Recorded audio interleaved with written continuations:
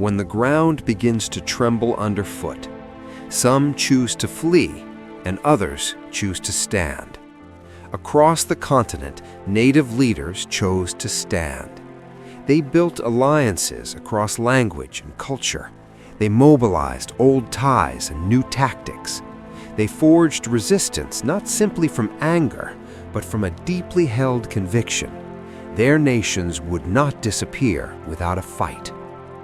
This is Episode 3, Rise of the Resistance, from Untold American Legends.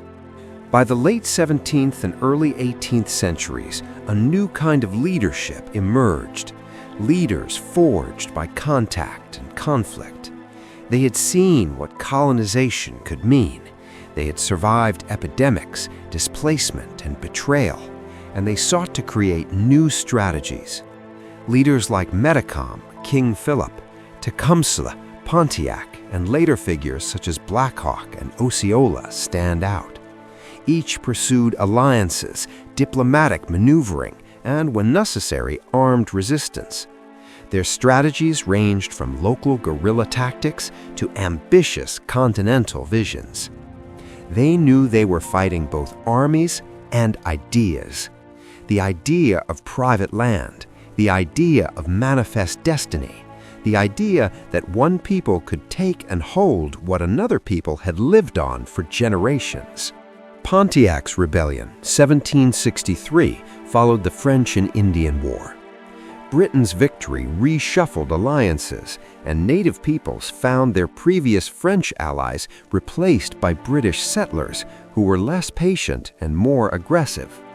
Chief Pontiac of the Ottawa Confederation ignited a wide uprising across the Great Lakes and Ohio Valley region.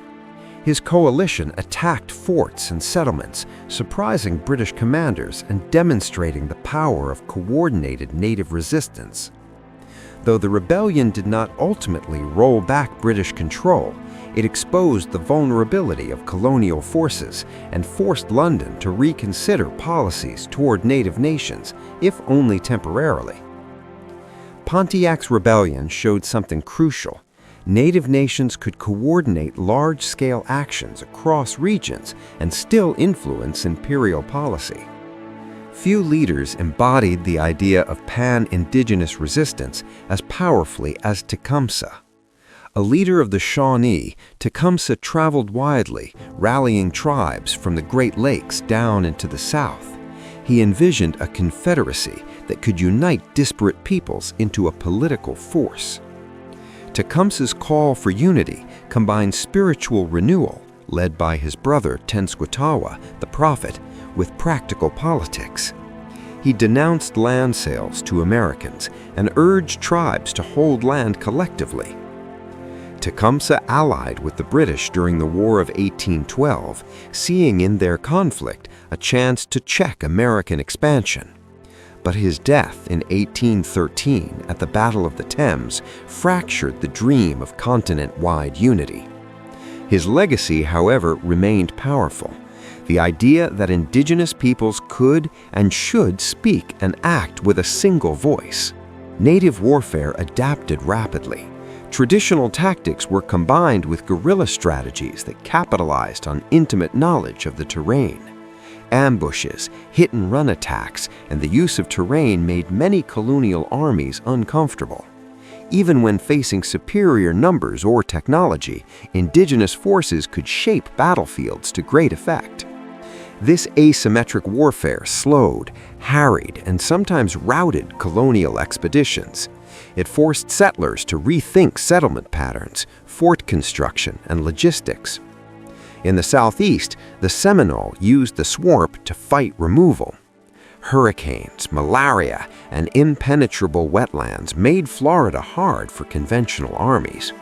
Seminole leader Osceola led a fierce resistance in the Seminole Wars, 1817 to 1858, using guerrilla tactics and alliances with black Seminoles, escaped enslaved people who made common cause with indigenous resistance.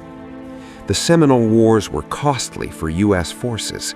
They exposed the difficulty of subduing determined defenders in difficult terrain, and underscored how alliances between escaped African Americans and Native nations complicated the story of resistance. Though many Seminole were eventually removed or retreated deeper into the Everglades, their struggle became a symbol of resilience and refusal to be erased. The Haudenosaunee Confederacy, Iroquois, comprised of the Mohawk, Oneida, Onondaga, Cayuga, Seneca, and later Tuscarora, perfected a diplomatic model of balance and neutrality when needed. For generations, the Confederacy had managed internal and external affairs through councils and wampum diplomacy. With European arrival, the Iroquois skillfully navigated alliances, at times siding with the British, at times with the Dutch or French, always to preserve autonomy and advantage. Their diplomatic acumen allowed them to shape regional economies and military outcomes long after contact. Yet diplomacy had limits. As American power expanded, even the Iroquois faced land losses, internal divisions, and displacement. Their story is both a testament to political genius and a reminder of the structural forces arrayed against indigenous sovereignty. Resistance was not only on the battlefield, it was in daily life. Women maintaining language, elders teaching stories, families hiding cultural practices from missionaries and boarding school officials. The survival of nations often depended on these quieter forms of opposition. These acts of cultural preservation were strategic and brave. They ensured the continuity of identity even when political structures faltered. Coalitions could be powerful, but resistance came at enormous cost. Many alliances collapsed under sustained military pressure, epidemics, or internal divisions. When leaders like Tecumseh or Metacom fell, what remained were scattered communities struggling to survive. Yet even in retreat, seeds of modern movements were planted. Legal activism, land claims, spiritual renewal, and long-term cultural revival. The actions of those who resisted created the memory and the moral claims that would animate future generations. The rise of the resistance reshaped the continent's moral and political landscape.